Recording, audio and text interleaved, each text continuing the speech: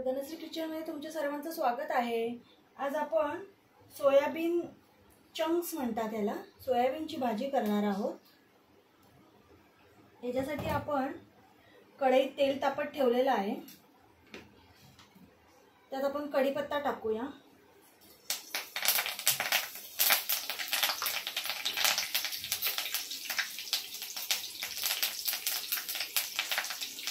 जिरं टाकूया।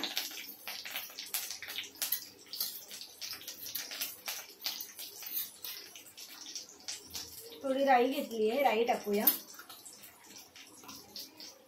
थोडा हिंग टाकायचा आहे।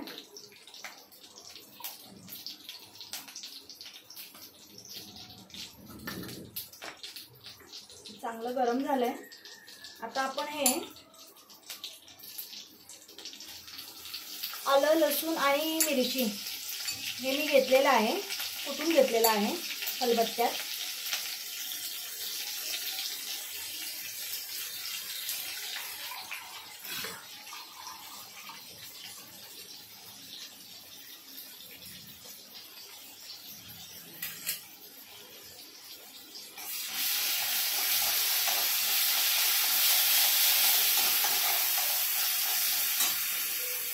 हे भाजलं की कांदा टाकायचा।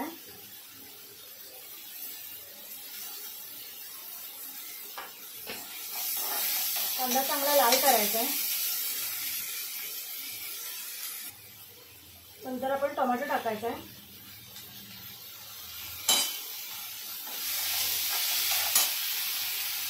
टोमॅटो टाकला की थोडं मीठ पण टाकायचं।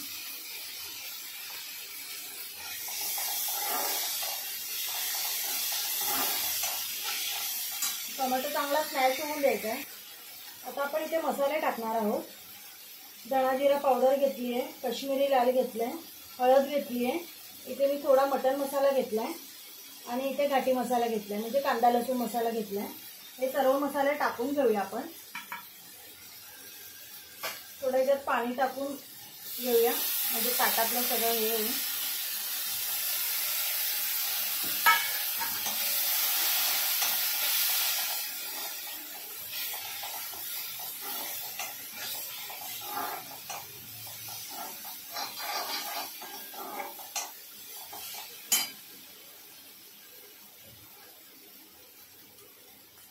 आता इथे मी वाटण घेतलंय। कांदा, लसूण, आलं, कोथिंबीर आणि खोबरं हे सगळं भाजून वाटलेलं आहे।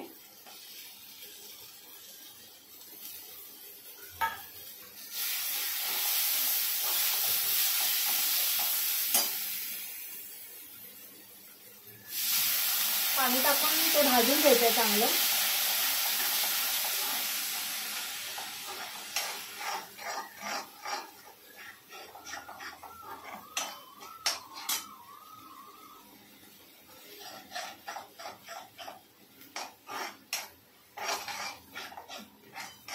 तेल सुटेपर्यंत आपण हे भाजून घ्यायचा मसाला।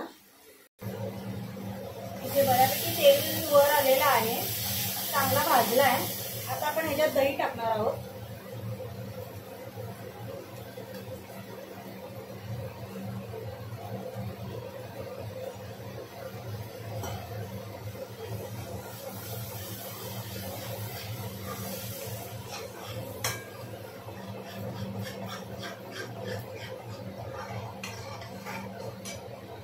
थोडी कोथिंबीर टाकून घेऊया।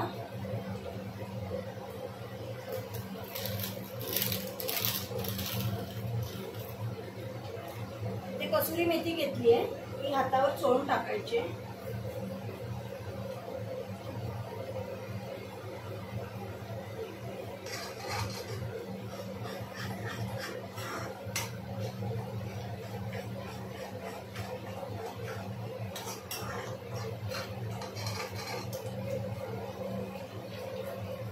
आता आपण हे सोयाबीन याच्यातलं पाणी निथळून टाकायचं आहे। पाणी ठेवायचं नाहीये त्याच्यामध्ये, बघा असे सुके झाले पाहिजे।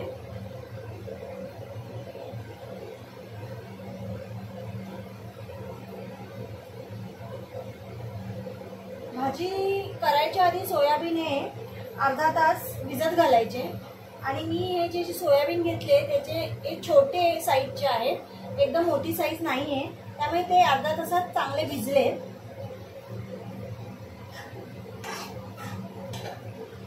त्याच्यावर आपण चवीनुसार मीठ टाकून घेऊया। मी आधी थोडं मीठ टाकलेलं, आता मी थोडं मीठ टाकून घेते।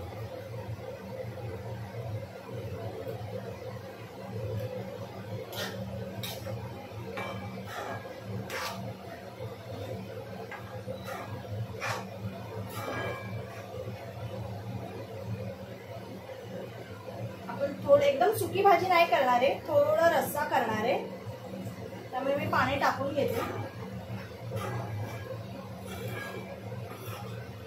तुम्ही तुमच्या आवडीनुसार किती पाणी टाकायचंय ते हे करायचं। आता आपण झाकण ठेवून हे शिजवून घेऊया जरा।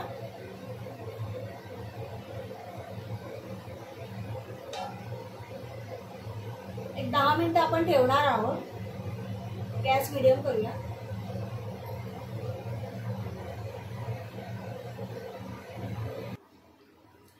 बघू शकता इथे आपली भाजी झालेली आहे। सोयाबीन पण शिजले, कारण त्याची साईज छोटी असल्यामुळे एकदम मोठे पण नाही आणायचे, लहान साईजचे पण मिळतात।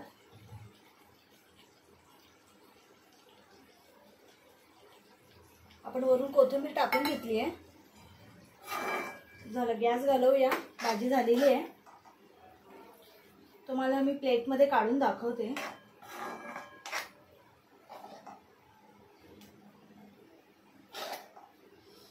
थोडंसं असं पाणी आहे त्याच्यात, एकदम अशी ती सुकी ड्राय नाही झाली आहे। चपाती बरोबर वगैरे, भाताबरोबर वगैरे पण छान लागते।